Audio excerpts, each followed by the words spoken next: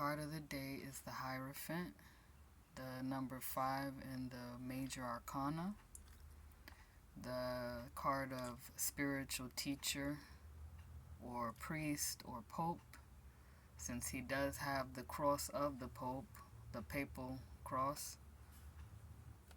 So I want to do something a little fun for me.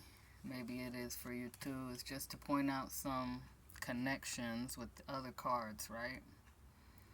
So he is like the balanced energy of the High Priestess, right?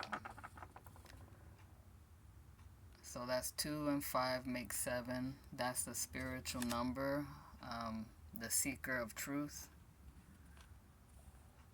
And so like she is concerned with study, the intuition, the inner world of the spirit. And he is like concerned with sharing what he has learned and teaching it to others, right? As we see these two people here. So then we see that the High Priestess is like the spiritual side of the Empress, right? And we see the pomegranate in both pictures. See in the headdress, they're both the crown of like astral or astronomical objects. And then we have the Emperor, right? So the Hierophant is like the Emperor's spiritual side. They both have on red. They both have crowns that are closed up, right, for the control of the energies. So 3 and 4 make 7 as well, right? So we got double 7 here, which makes 14. And in numerology, you break that down. 1 and 4 is 5. And we come back to the Hierophant. So the 3 bars on his cross would be like his role as the priest, the spiritual leader, the lawmaker here, and then the kind of like the ruler or the enforcer. Well, anyways, that's just some connections. It doesn't have to be, it's just something to point out.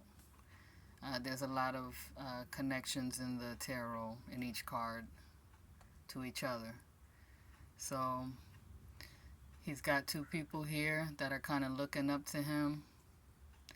And they have their crowns accented with baldness. So that to me tells me that they're open spiritually to the knowledge or information that he is sharing with them.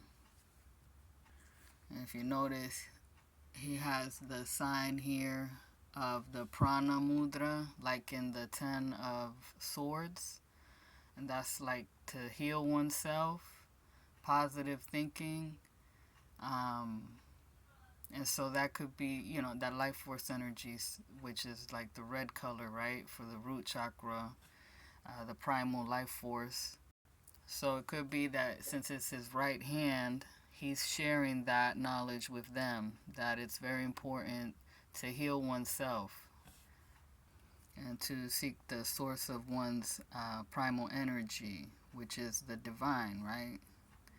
And also the Hierophant knows, if you look at his clothing and, everything around him, that, it looks like a prosperous card, right?